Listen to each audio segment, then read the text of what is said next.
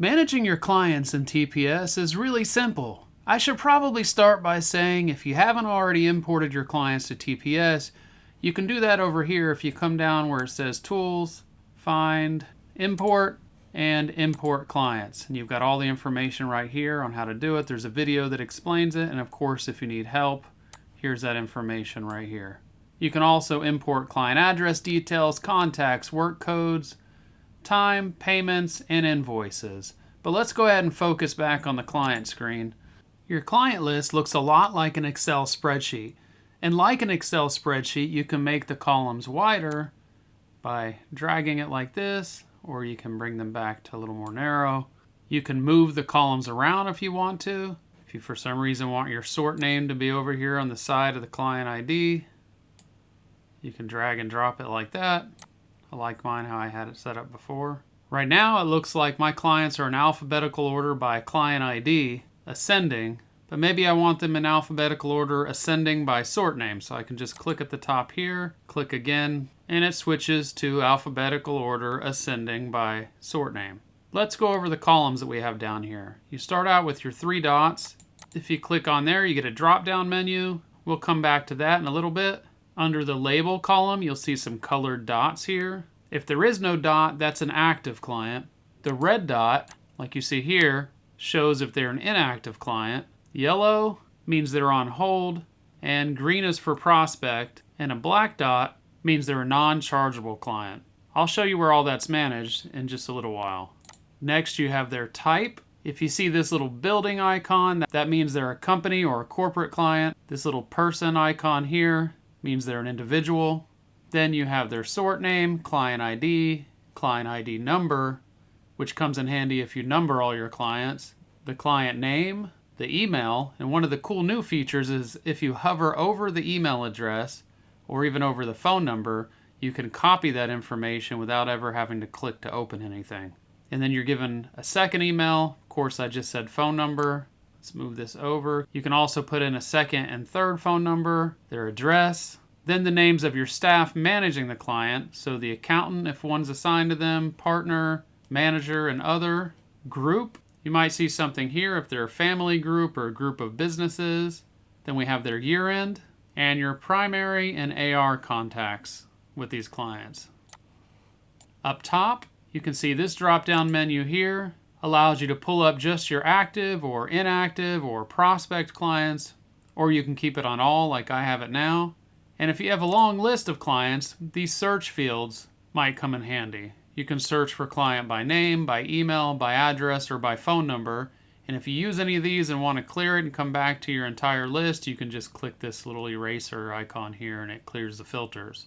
Let's move up here to the top. With this button here, you can add a new client. There's a video in here that shows you how to do that. This button allows you to enter split screen mode where you have your client list over here and your client properties to the right. If you don't have a client highlighted, it will automatically open the split screen to the first client on your list. If you click this button again, it opens it wider, and you can also X out of it from here and go back to your full screen client list.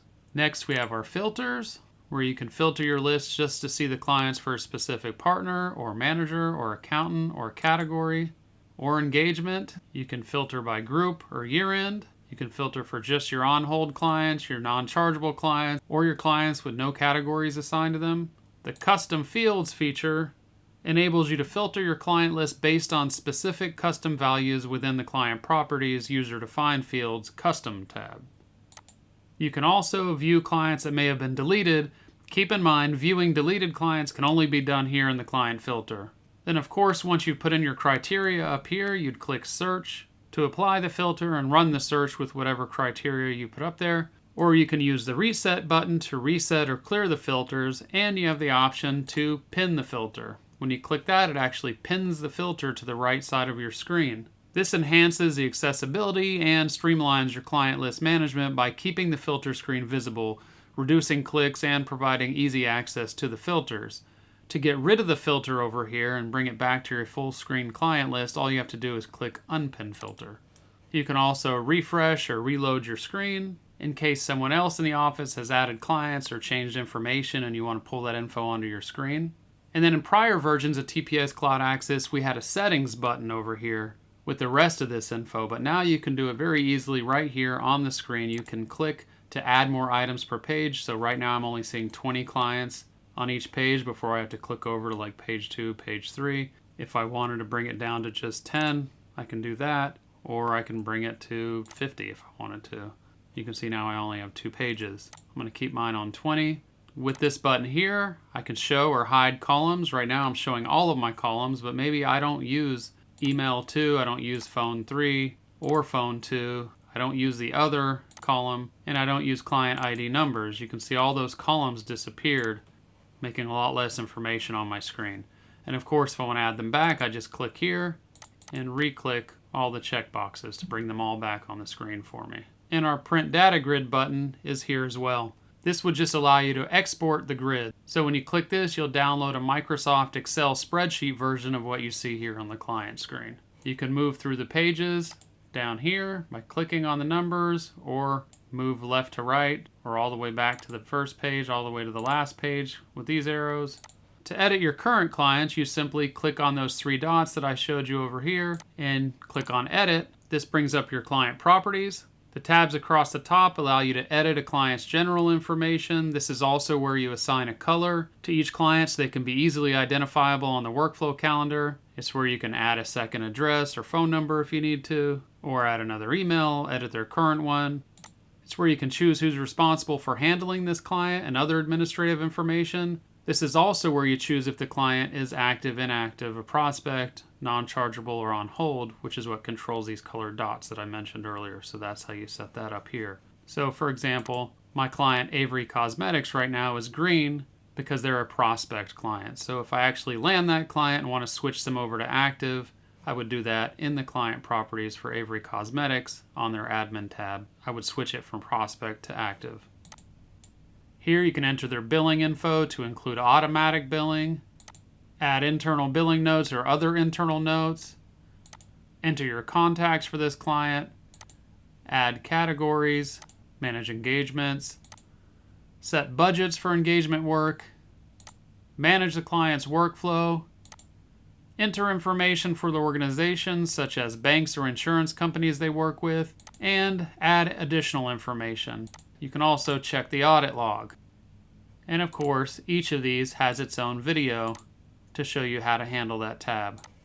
If we get out of here, if we come back to the 3 dots, this button here opens up their client inquiry. The tabs on the client inquiry screen run in the same order that you naturally do work for a client. So it starts with time entered, then you have a tab where you can check their WIP, or work in progress, the time that is ready to be billed, AR, invoices, and payments.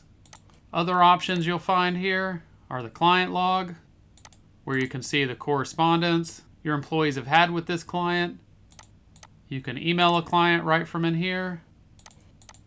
You can access clients' documents, where you can view and create client letters and documents or upload custom documents.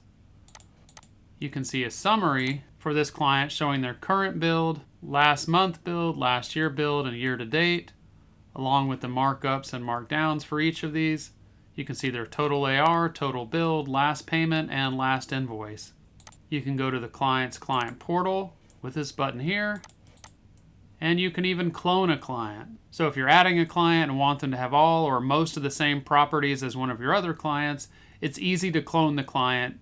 Then just change the client ID, and then once that client is created, go in and just tweak whatever information needs to be different. It'll clone all the basic details of the original client, so all info except financial records.